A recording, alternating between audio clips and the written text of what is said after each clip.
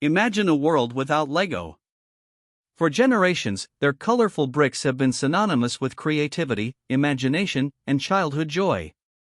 A global icon, instantly recognizable, a seemingly unshakable empire built on plastic. Yet, at the turn of the millennium, this titan of toys faced an existential threat. The very foundations of its brick-built kingdom were crumbling, leading to losses so staggering, many questioned if the company could ever recover.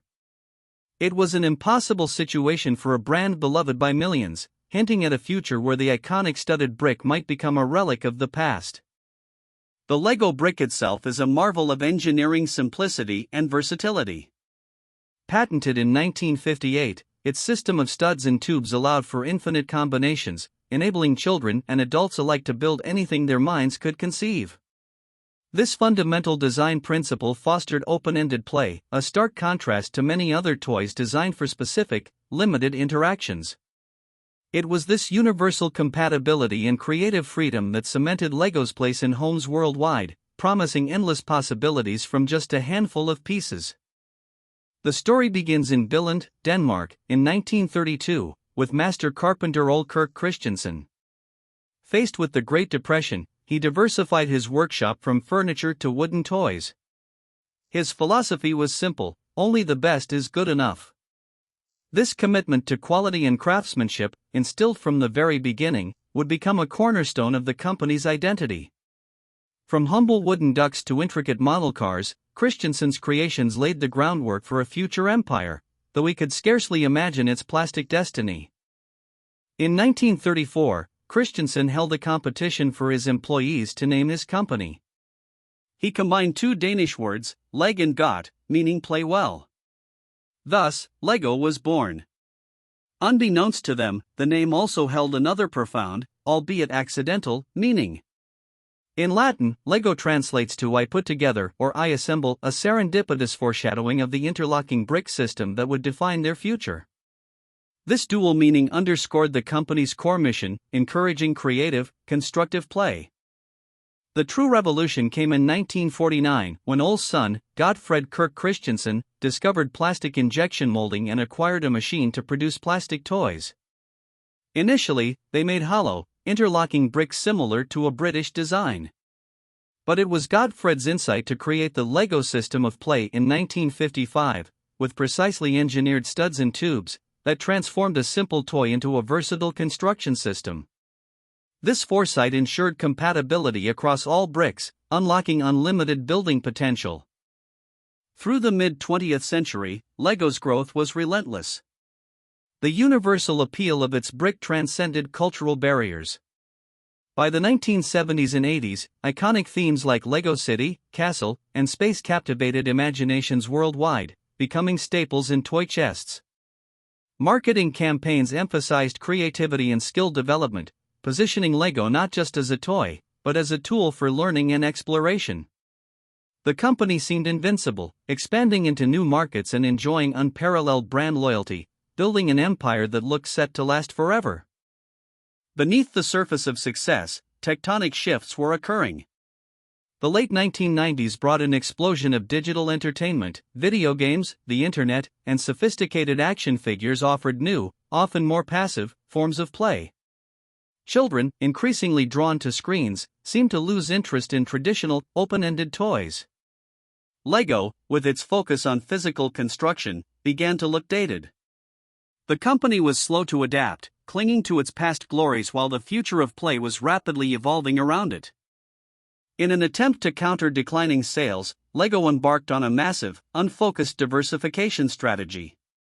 They launched into a bewildering array of ventures: video games, animated series, lifestyle products, and even their own theme parks, Legoland. The core focus on the brick diluted, as designers struggled to produce innovative sets and the company chased every trend. This scattergun approach stretched resources thin, blurring the brand's identity and alienating its loyal customer base, who simply wanted more, better bricks. The consequences were catastrophic.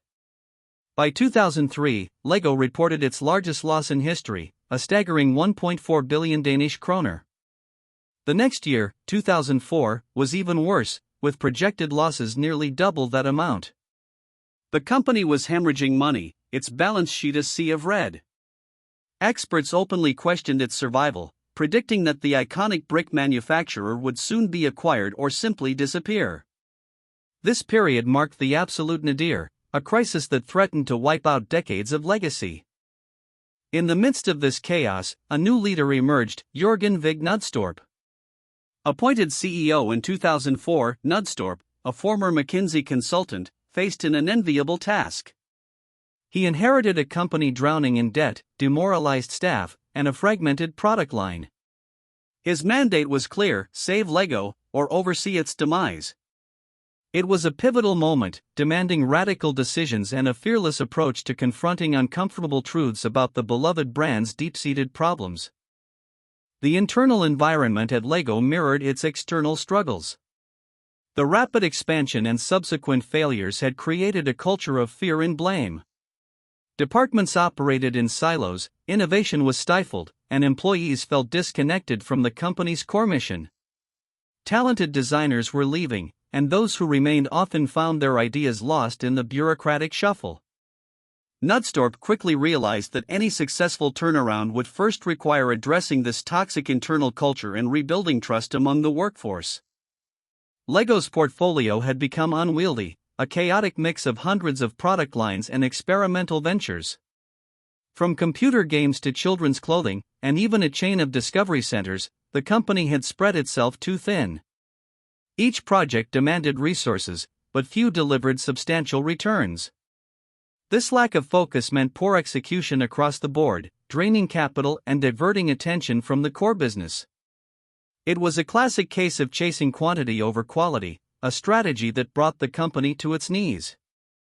Knudstorp's first major step was to strip away the non-essentials and ask a fundamental question: what is Lego? The answer was deceptively simple: the brick. The physical, interlocking brick was the heart of the brand. He initiated a strategy to divest all non-core assets, ruthlessly cutting projects and divisions that didn't directly support the brick-building experience. This aggressive move signaled a clear shift, refocusing the entire company on its foundational product and purpose, aiming for simplicity and clarity. Crucially, Lego began listening to its most passionate advocates, the adult fans of Lego, or AFOLs, and, of course, children. Extensive research revealed that kids still loved building, but they desired more storytelling, more characters, and more sophisticated play experiences. AFOLs, meanwhile, were a treasure trove of creativity and loyalty, building elaborate models and sharing their passion online. This direct engagement with the community provided invaluable insights, guiding product development and helping to rebuild trust. One of the most drastic measures was the sale of 70% of the Legoland theme parks to the private equity firm Blackstone Group. This generated much-needed cash and removed a significant drain on resources. Similarly, their video game development studio was spun off. These painful but necessary decisions allowed Lego to concentrate its investments and creative energy squarely back on toy design and manufacturing. It was a stark admission of past mistakes, but a vital step towards financial stability and regaining focus. Beyond divestment, Lego undertook a ruthless simplification of its product lines. Thousands of unique bricks and sets were retired. The sprawling portfolio was streamlined, reducing the number of different elements and focusing on evergreen themes. This not only cut manufacturing costs and inventory complexity but also ensured that designers could concentrate on creating truly innovative and high-quality sets. The less is more approach allowed the company to regain control and efficiency, making operations manageable once again. Amidst the chaos of the late 90s, one decision stood out as a beacon of future success: the 1999 licensing deal with Lucasfilm for Star Wars. Initially a risky venture for a company that had always created its own intellectual property, it proved to be a stroke of genius. The first Lego Star Wars sets immediately resonated with fans, offering a new way to interact with beloved characters and vehicles. This collaboration, however, truly flourished in the post-crisis era, demonstrating the power of smart partnerships. Lego Star Wars became a blockbuster, introducing the brand to a new generation of fans who might have overlooked traditional Lego. It demonstrated that licensed themes, when executed with Lego's unique building philosophy, could be incredibly successful. The line not only brought in significant revenue but also injected renewed energy and relevance into the brand. It showed how combining a strong external narrative with LEGO's creative play could expand its market significantly, drawing in both casual buyers and dedicated collectors. While divesting from internal game studios, LEGO didn't abandon digital entirely. Instead, they strategically embraced it, understanding its potential to complement physical play. LEGO.com evolved into a vibrant hub for fans, offering building instructions, community forums, and games that promoted creativity. Video games, now developed by external partners, were carefully curated to align with the brand's values, acting as gateways to the physical products. This integrated approach showed how digital could enhance, rather than replace, the core brick experience. Building on their newfound appreciation for fans, LEGO launched initiatives like LEGO Ideas, originally known as LEGO Kusu. This platform allowed fans to submit their own set designs, with popular concepts having the chance to become official LEGO products.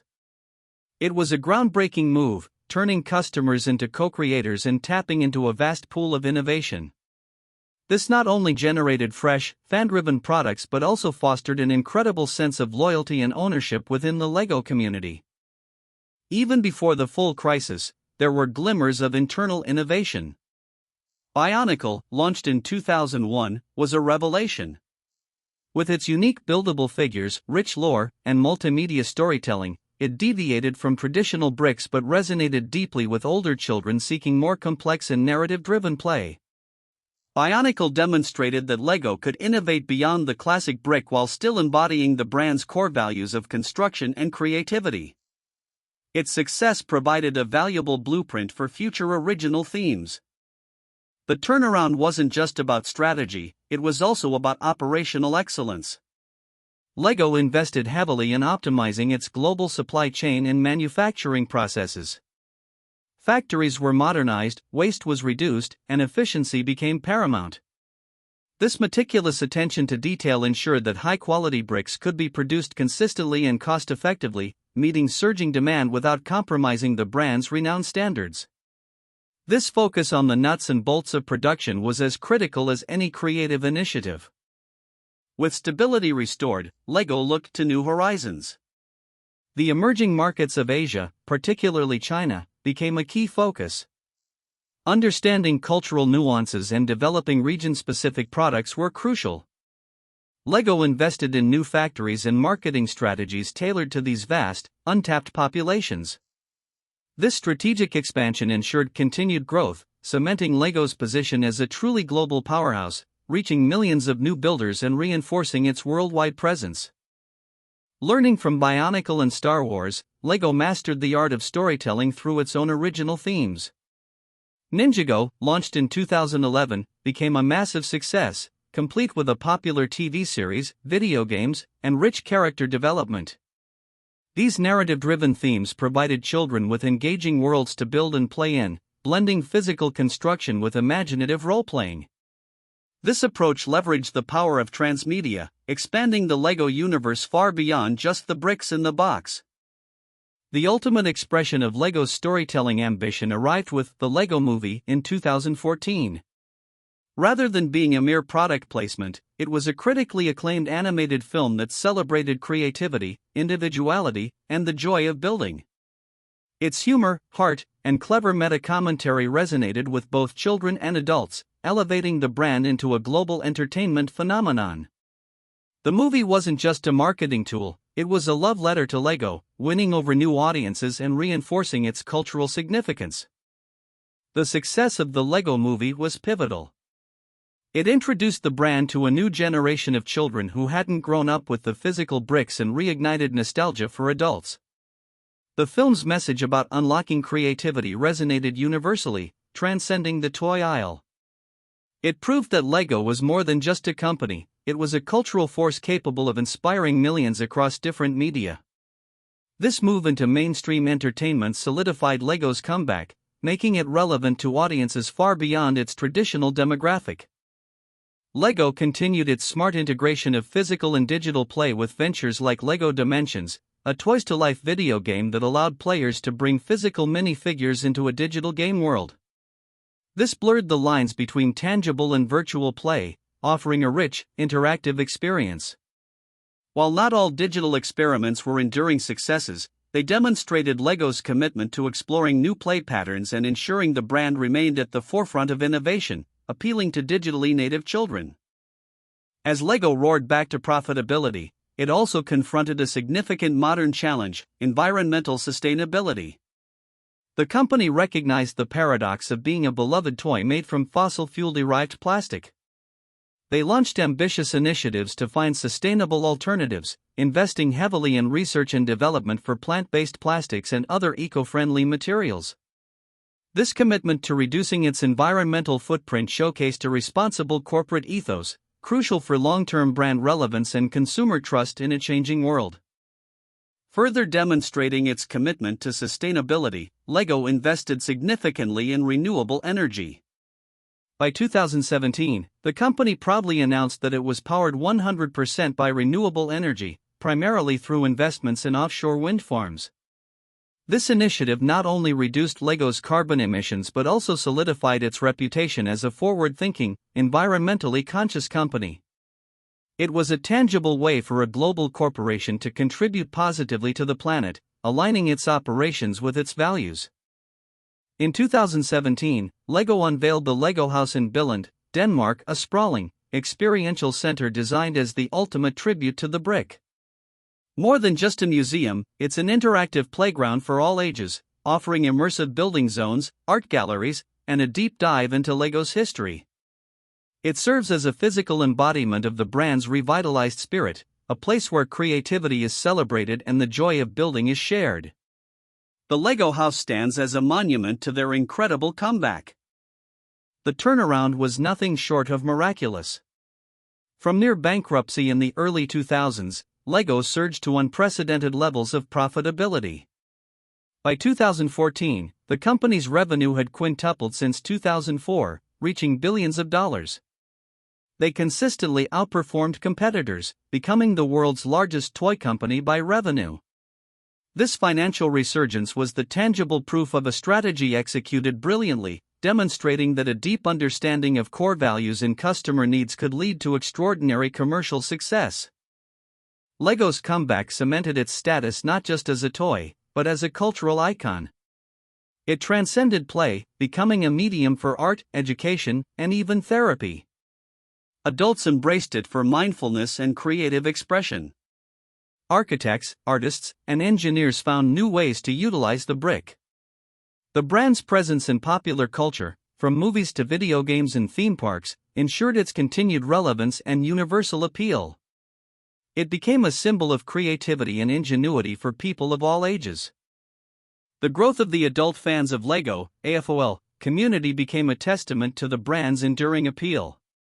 These dedicated enthusiasts organize conventions, create intricate models, and contribute significantly to the LEGO ecosystem through platforms like LEGO Ideas. Recognizing their importance, LEGO actively engages with AFOLs, soliciting feedback and even designing sets specifically for adult builders. This symbiotic relationship ensures a loyal and passionate fan base that continually champions the brand. LEGO's commitment to learning never wavered, even during its darkest days. LEGO education products, like Mindstorms and Spike Prime, became fundamental tools in STEM education globally. These kits combine physical building with coding and robotics, teaching complex concepts in an engaging, hands-on way. By fostering critical thinking, problem-solving, and creativity in classrooms, LEGO secured its place as an invaluable educational partner, shaping the minds of future innovators and engineers. Despite its renewed focus on the core brick, LEGO never stopped innovating. Advanced lines like LEGO Technic offered complex, functional models with gears, axles, and motors, appealing to experienced builders and engineers. Mindstorms continued to evolve, integrating robotics and programming into accessible kits. These product lines pushed the boundaries of what could be built with LEGO, ensuring that the brand remained at the forefront of creative construction, catering to increasingly sophisticated tastes and challenges. Even with its remarkable comeback, LEGO faces ongoing challenges. The relentless pace of digital evolution means constantly adapting to new play patterns and technologies. Competition remains fierce, from other toy companies to endless screen-based entertainment. Maintaining relevance for digital natives requires continuous innovation while staying true to the tactile, creative essence of the brick. LEGO must navigate the delicate balance of embracing the future without repeating the mistakes of over-diversification. Yet, the enduring appeal of the LEGO brick itself is its greatest asset. Its simplicity, versatility, and the inherent satisfaction of physically creating something are timeless. In an increasingly digital world, the tactile experience of snapping bricks together offers a unique and valuable form of engagement. LEGO's comeback proved that authentic, open-ended play will always have a place, reinforcing the idea that some fundamental human desires for creation and imagination can never truly be replaced. LEGO's comeback story offers powerful lessons in business resilience and strategic focus. It highlights the importance of truly understanding your core product and your customer, even when chasing new trends. It demonstrates that painful divestments and a return to basics can be vital for survival. Perhaps most importantly, it shows that even the most established brands can lose their way, but with strong leadership, a clear vision, and unwavering commitment to values, an impossible comeback can indeed become reality. To think that this global powerhouse, a symbol of childhood for millions, was once on the verge of collapse is truly remarkable. The journey from existential threat in 2003 to 2004 to becoming the world's most profitable toy company is a testament to an audacious and meticulously executed turnaround. It wasn't just about avoiding bankruptcy, it was about rebuilding, redefining, and ultimately reclaiming its rightful place as an industry leader, inspiring awe and delight across generations. Today, LEGO thrives, not just as a toy company, but as a cultural institution dedicated to inspiring builders of all ages. Its story is a powerful reminder that even in the face of insurmountable odds, vision, courage, and a deep connection to one's purpose can pave the way for an extraordinary resurgence. The simple plastic brick, once nearly relegated to history, continues to connect, create, and inspire, proving that imagination, like LEGO itself, has no limits.